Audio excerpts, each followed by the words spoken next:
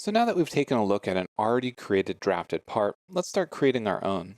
Let's start by creating a new file using our part inch drafted template.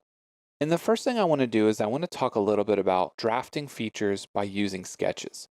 Now this is not the common method to creating drafted parts, but I want to talk about it first so we don't overlook anything. Let's start by sketching on the front plane and using our line tool. We'll sketch from the origin, up, over to the right, down to the right at an angle, and then back to the origin.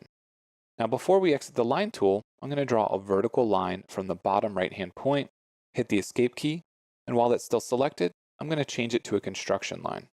Using my S key, I'll use Smart Dimensions to apply a dimension between these two edges, use my equal key on the keyboard, and set it equal to the global variable draft, green arrow to OK it, and now we have a dimension that's linked to our global variable for draft.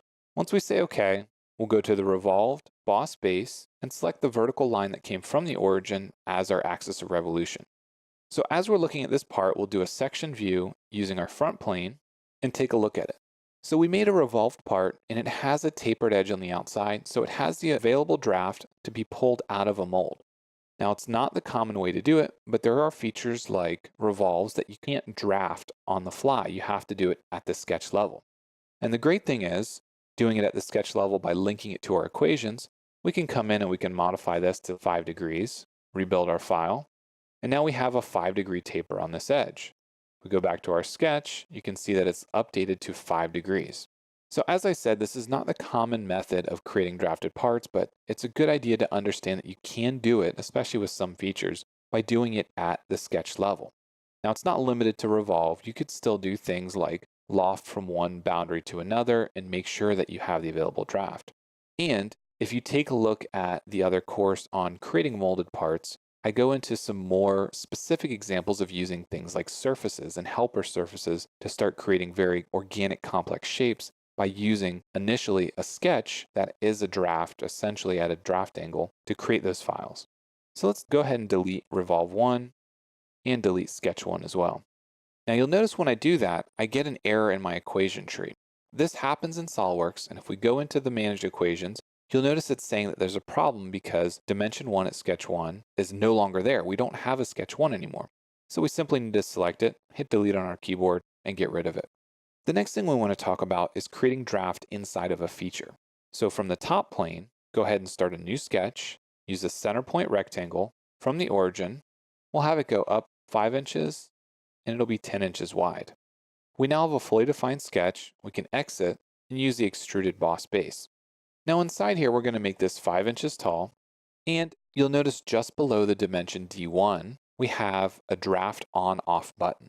Now if we select this, it'll turn the draft on. If we hit the equals key on our keyboard, we can then go ahead and link it to our global variable for draft. Now remember, we changed it to 5 degrees, so now it's linked to the global variable for 5 degrees of draft. That means if we go back into the equation manager at any point in time and change it, it will update this file. We also have the available option to draft it outward or inward. Now there's another option that I want to talk about in here, and that's thin feature. Now if you select thin feature and you give it a wall thickness that's thick enough, you'll notice that what we have is the outside drafting inward and the inside drafting outward.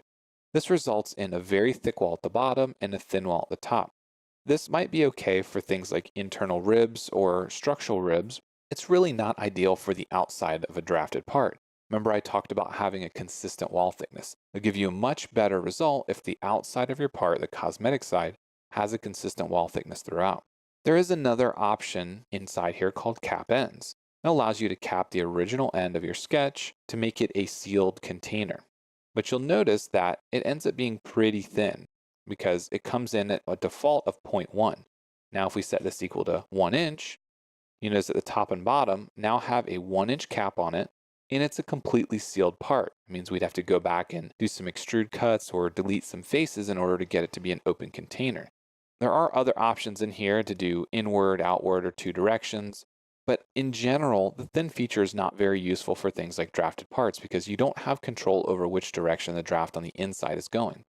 And once you OK this operation, thin feature is now locked, and in order to get rid of it, you would have to delete the feature. So let's go ahead and turn off thin feature, and we're going to move forward with our extruded part drafting at 5 degrees inward. Once we say OK, we now have a solid body that has 5 degrees of draft on the outside. If we go into our equation manager, and let's say we change the draft to 8 degrees. As soon as we rebuild this, we now have an 8-degree draft on the outside of our part. Now, there are several different ways that we can get that consistent wall thickness. We can offset these faces using surface tools and then go ahead and delete or use them to delete the inside of the body. We can use another extrude from the inside, or we can do a few other things.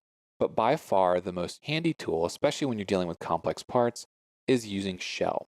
Now, shell will allow us to do things like select a face, give it a wall thickness, and if you remember, we set up a wall thickness in this file already. So if we say equals global variable wall thickness, we now set that equal to our 0.125 value.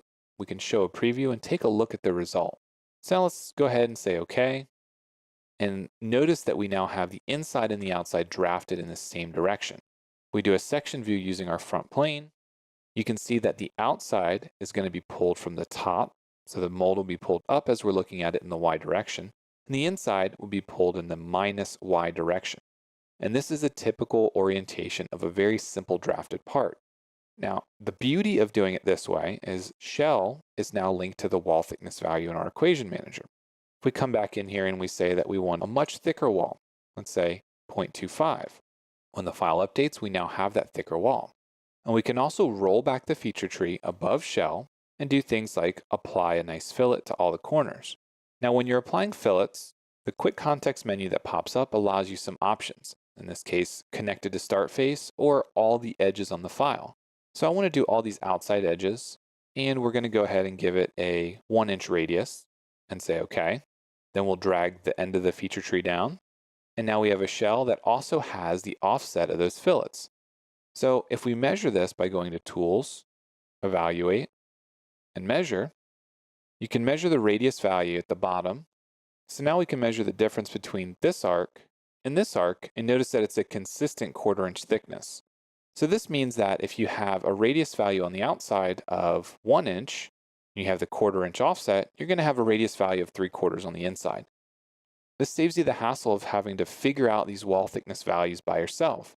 If we drag our section view up, you'll notice that we have a nice consistent wall thickness all the way around our part now. And the wall thickness is going to be the most important or most crucial aspect of your cosmetic molded parts, because again, you don't want to have those imperfections on the outside of a part you're trying to sell to a customer.